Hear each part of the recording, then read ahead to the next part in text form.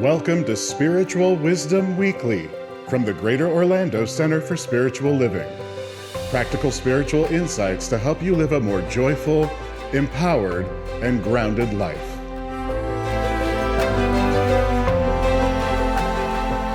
Let's grow together. So here's Reverend Martin for our talk today, New Thoughts, New You.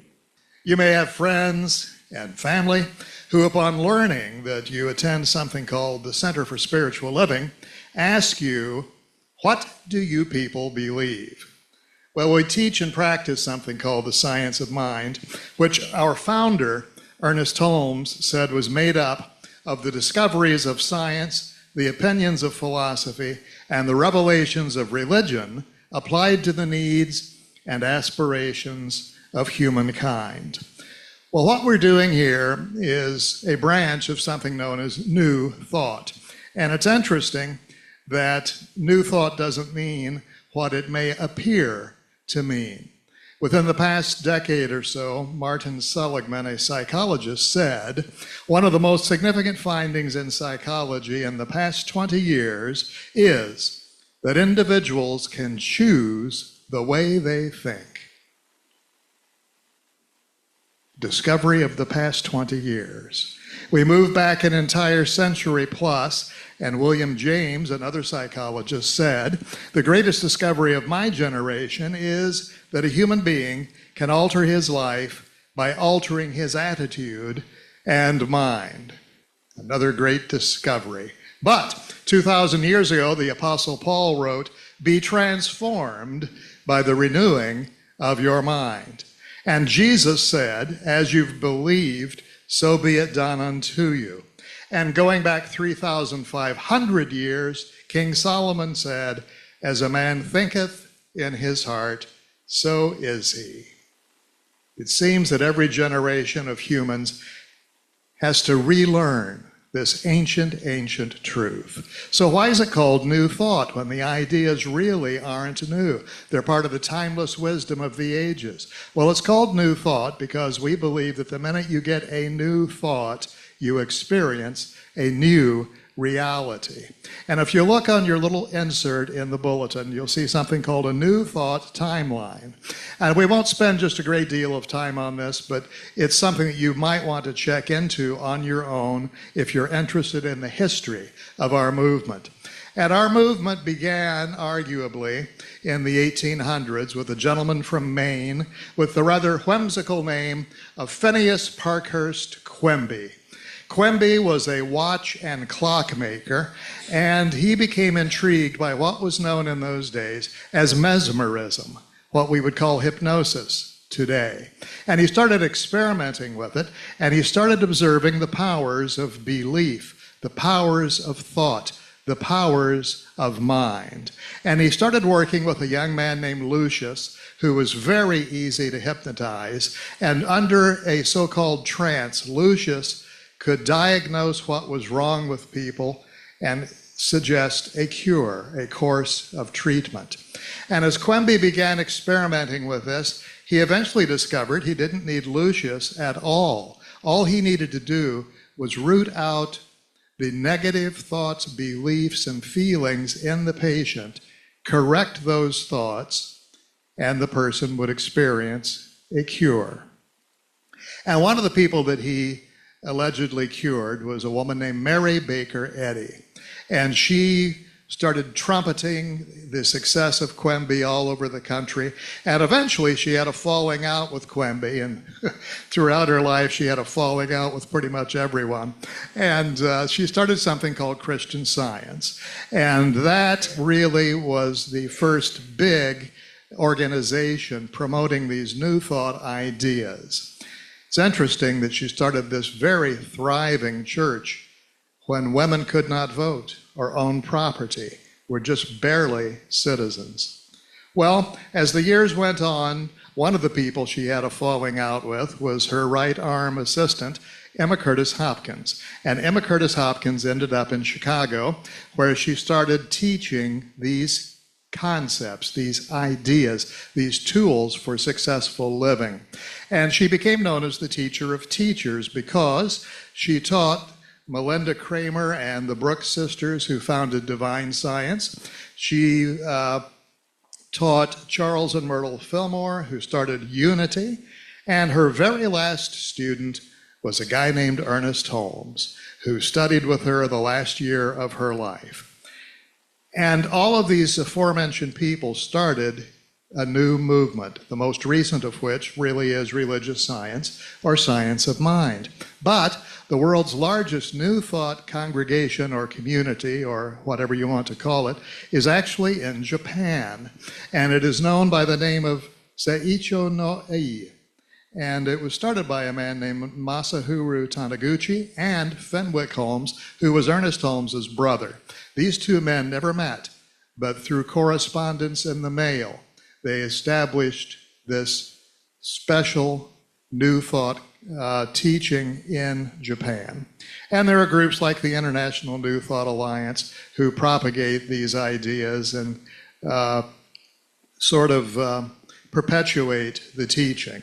Now, you'll find in your folder some basic ideas, but one of the most fundamental is What We Believe, which was written by Ernest Holmes in 1927. And we're going to take it bit by bit and analyze what it says and what it means. This has been edited very slightly to make it gender inclusive and all that sort of thing.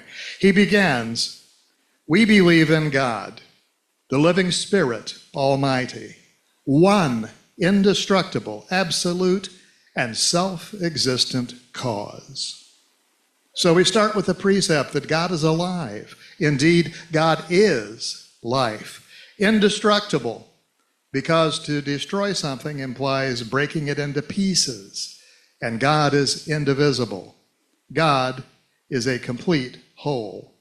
And God is absolute, not some power, but the power, all power. Not some presence, but all presence. Not a God, but the God. A God which is self-existent, meaning not dependent upon anything else for its existence. Now, Holmes refers to God as the One. This One manifests itself in and through all creation, but is not absorbed by its creation. The One, meaning there's nothing else. And the One expresses itself as its creation.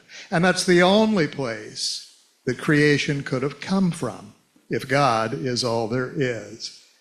If everything is one, everything must come from the One. But Holmes says God is not absorbed by his creation, meaning that God is always above our petty little problems and our negativities and our tortured thoughts. The universe, therefore, is God's thought made manifest. And many ancient traditions affirm this. The Buddha says, all that is comes from the mind. It is based on the mind. It is fashioned by the mind. Holmes continues, the manifest universe is the body of God. It is the logical and necessary outcome of the infinite self-knowingness of God. Think about this for a moment. It does very little good to have ideas if they're not useful. So God doesn't sit around thinking stuff up just for mental exercise. The creative law goes into work, turning those ideas into forms and experiences. So everything in the universe is the logical result of divine cause or first cause. Continuing, we believe in the incarnation of the Spirit in everyone, and that all people are incarnations of the one Spirit. Incarnation, meaning born of Spirit. I think that in later years, Holmes might have changed incarnation of the Spirit in everyone to incarnation of the Spirit as everyone. And again, if we start with the premise that there's only one life, then there's nothing else that we could be except Spirit in human form. Holmes continues, we believe in the eternality, the immortality, and the continuity of the individual soul, forever and ever expanding. Now we know that energy can neither be created nor destroyed. There's the same amount of energy in the universe today as there was 1,000,000 years ago, or as there will be 1,000,000 years from now. Everything that ever was, everything that is, everything that ever will be is made of this same energy, and it can't be destroyed. It can only change form.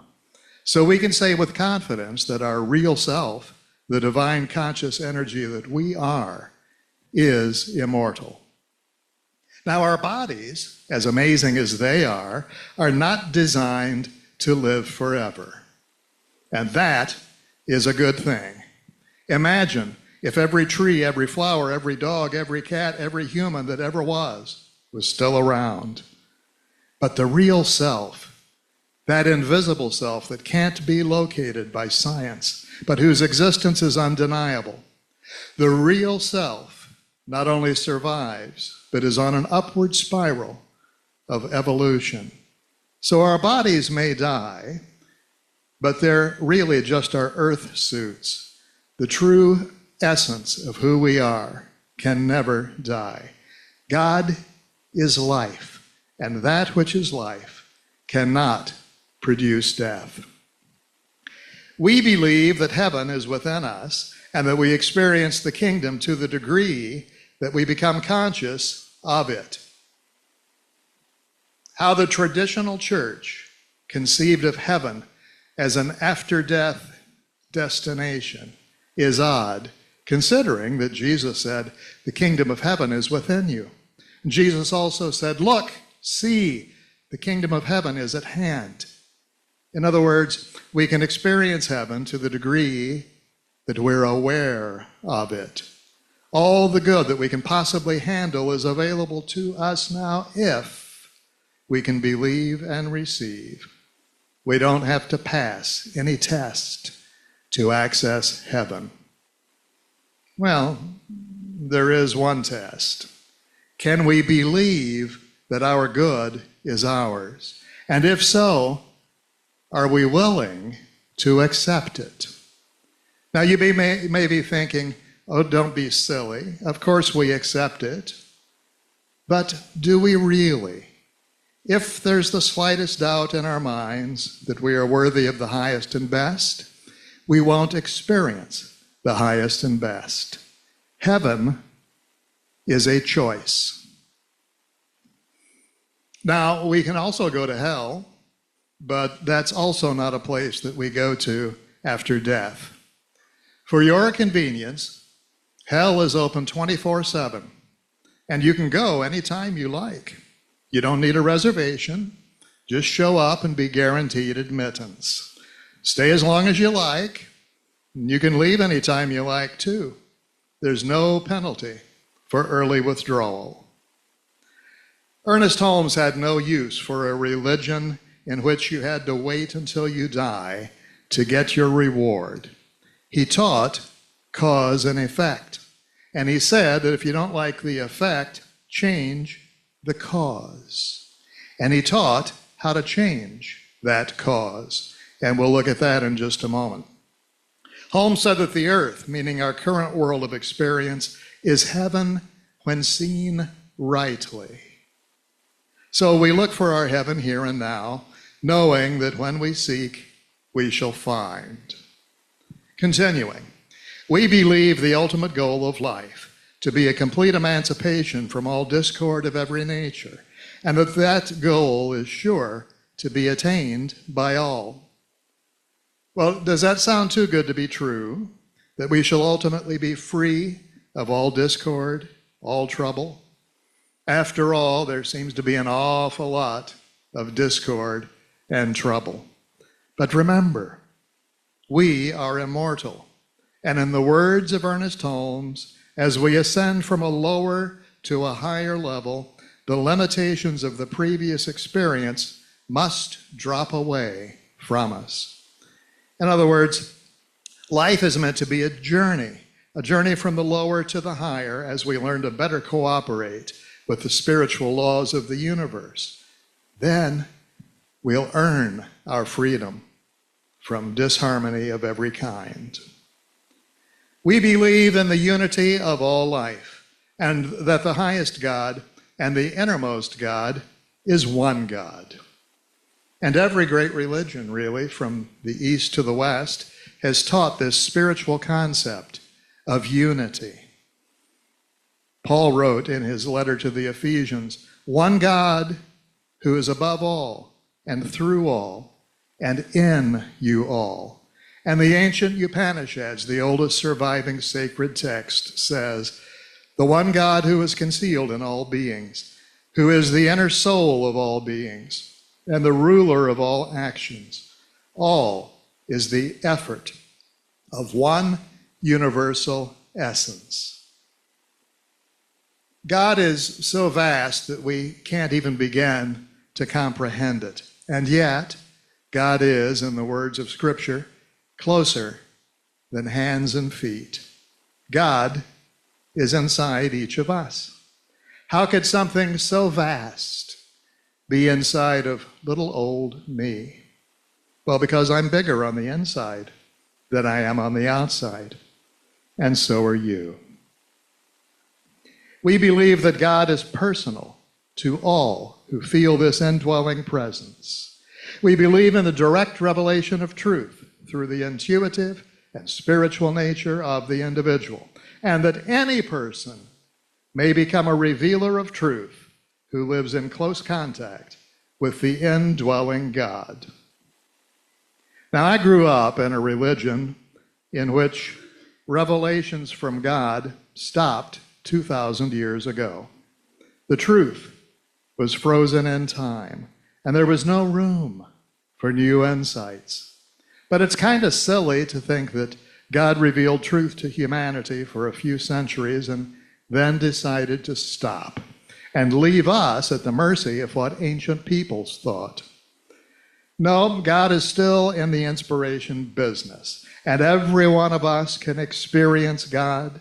We can all hear the still small voice because God is experiencing life uniquely as each one of us. We will each receive the truth uniquely in terms that we can grasp at our level of spiritual awareness. Spirit speaks to us always. We need to learn to listen. Holmes, in the Science of Mind textbook, says that God is not a person, but an infinite presence filled with warmth, color, and responsiveness, immediately and intimately personal to each individual. And so it is that we are all divine, but we don't all know it. It's a little bit like a beggar dressed in rags and living in misery, who's been left millions of dollars in a distant relative's will. If he knew what was his, he would claim it. And that's the way it is with us. That's really the point of our teaching, to awaken us to our spiritual magnificence.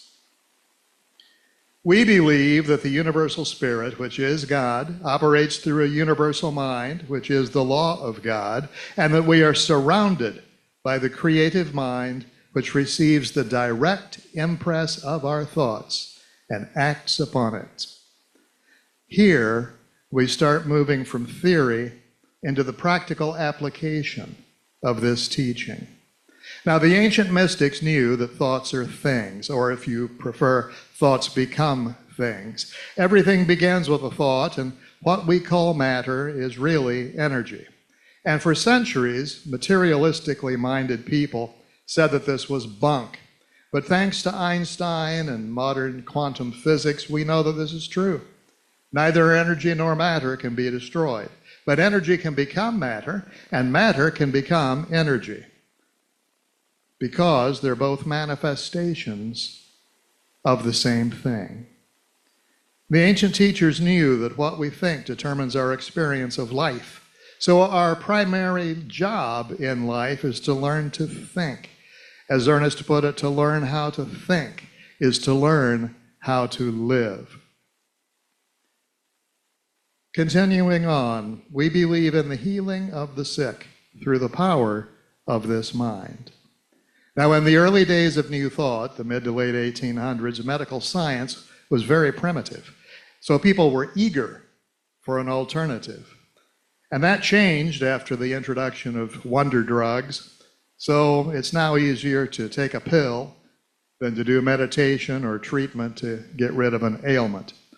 But when you pop a pill, often the underlying cause is not being dealt with at all. You're just treating the symptoms. And so the malady probably will come back.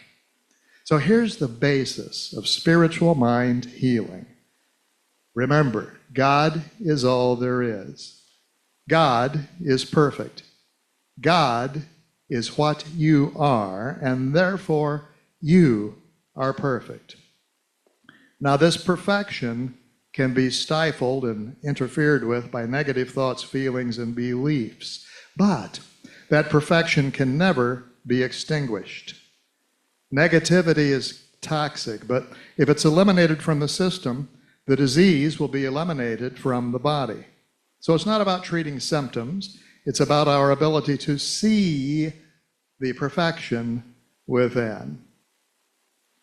We believe in the control of conditions through the power of this mind.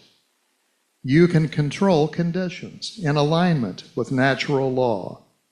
Now, you got to work within the law. God will not suspend the law of averages so that I can win the lottery. I know this is true, even though I never tried it.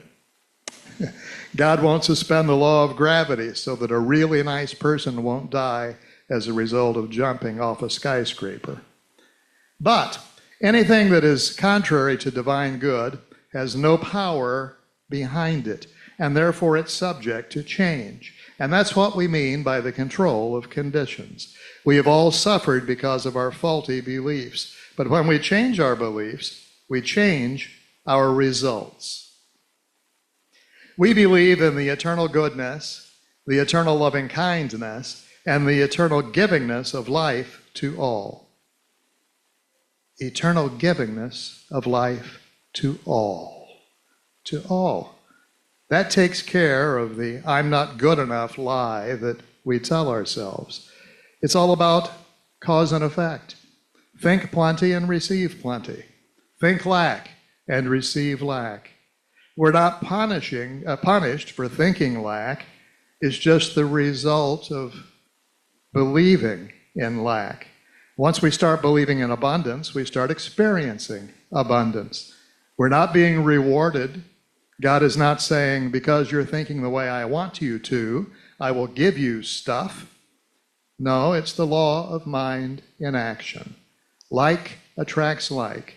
As above, so below. As within, so without. We get to choose what's going on in our thinking, and the law automatically responds. We believe in our own soul, our own spirit, and our own destiny, for we understand that the life of all is God. Believe in yourself. You are the life of God. Your soul and spirit are eternal. Your destiny is unlimited good, and you will realize that good, if not now, then later when you're ready to accept it. This is what we believe. This is the basis of our spiritual practice. And yes, it does take practice. Specifically, we practice a form of affirmative prayer called spiritual mind treatment. And it's designed to get our thoughts, feelings, and beliefs in alignment with spiritual truth. Affirmative prayer, spiritual mind treatment. One of the inserts in your bulletin shows the 5 steps. They are recognition, unification, declaration or realization, thanksgiving, and release. So just very briefly, recognition. Know that God is all there is. Know that the qualities of the divine include life, love, light, power, peace, beauty, and joy. So when you're setting up your spiritual mind treatment, choose an aspect of the divine. that most closely relates to the situation for which you're treating. For example, if you're going through a difficult relationship breakup, you might say, God is all there is, and God is love. And let that set the tone for your treatment. Recognition. And then unification. If God is all there is, then I've got to be part of God. I am one with God, and the quality of the divine that I've identified in that first step is also a quality of me, and also a quality of the person for whom I may be treating. Third, declaration or realization. This is where we identify the spiritual truth that is the antidote to whatever is going awry in our lives. So if I'm treating for prosperity, I'm going to know that the universe is a redundantly abundant system, that there's more than enough good for everyone, and that it's always being offered. And my job is to be receptive to that good. And the fourth step is thanksgiving. Give thanks that your word, spoken in complete faith, is being acted upon by the law of mind. And then release. You've done your work in mind. Let go and let God. Amen. So might it be, and so it is. I can break each one of these steps down into 2 words. First step, God is. Secondly, I am. Thirdly, I know. Fourth, I'm thankful. Fifth, it's done. Notice that there's no begging or bargaining in a spiritual mind treatment.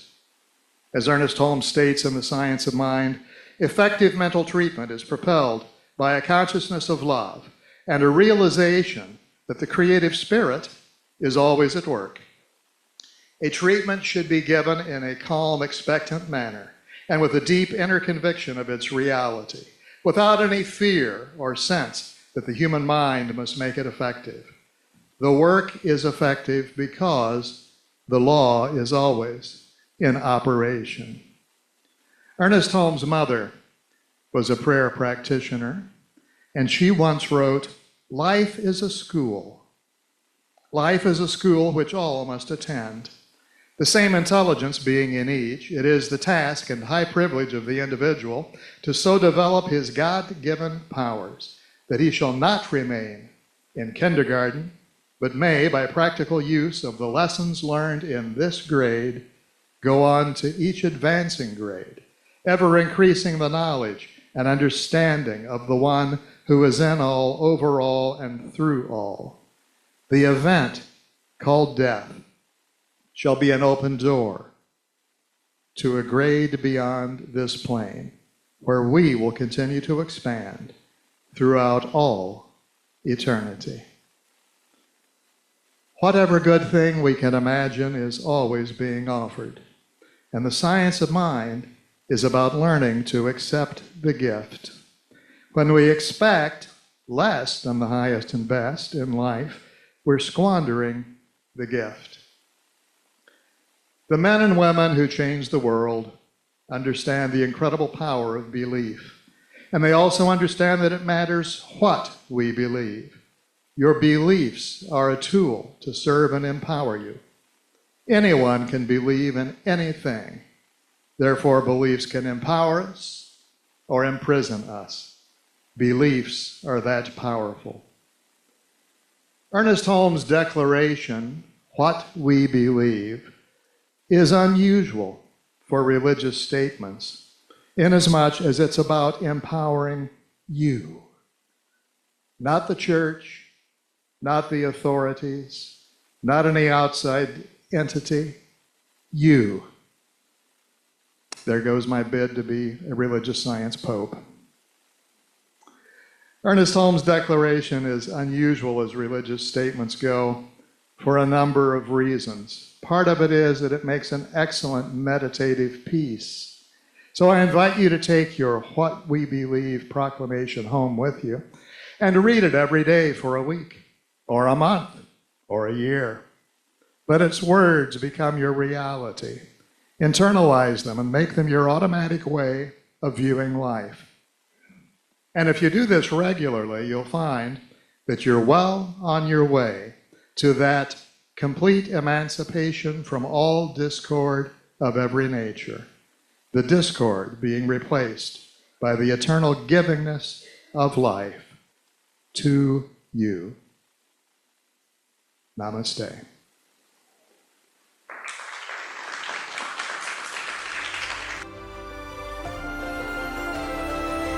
Thanks for joining us for this episode of Spiritual Wisdom Weekly. Be sure to subscribe on your favorite podcast platform, follow us on social media at Greater Orlando Center for Spiritual Living, and support our work, including this podcast, at gocsl.org. Until next time, take good care and keep growing in spirit.